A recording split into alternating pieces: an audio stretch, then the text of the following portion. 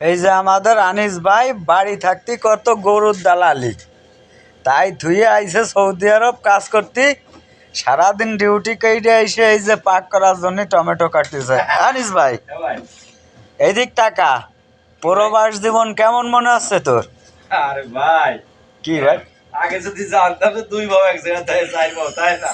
খালি কি আর সৌদি আরব আসতাম নি? হ্যাঁ হ্যাঁ শালাই, তা তো এখন জানিস চল যা বাড়ি, আমি জানিছি ঠিক আছে, কিন্তু জানি তো লজ্জায় ঘুরে গেছি। নাকি বেতন পাওয়ার পরে মাল্লু দেখলি আর মাথায় কোনো কাজ করে না?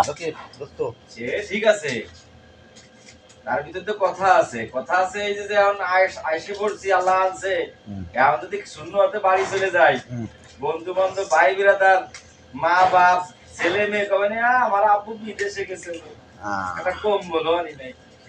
এই হচ্ছেন প্রবাসীদের কষ্ট। সারা দিন 48-50 ডিগ্রি তাপমাত্রার ভিতর কাজ করে আইসে এই যে এখন পাক করার জন্য এই যে তরকারি কাটতে লেগে গেছে। প্রবাসে কেউ আসার চিন্তা ভাবনা করেন না। আল্লাহর রহমত। যে কয় টাকা দিয়ে প্রবাসে আসবেন ওই কয় টাকা দিয়ে বাড়ি ব্যবসা বাণিজ্য করেন, বউ ছেলে মেয়ে মা বাবার মুখ দেখবেন, ভালো থাকবেন। আমাদের মতো এত বড় কপাল পোড়া হয়েন না।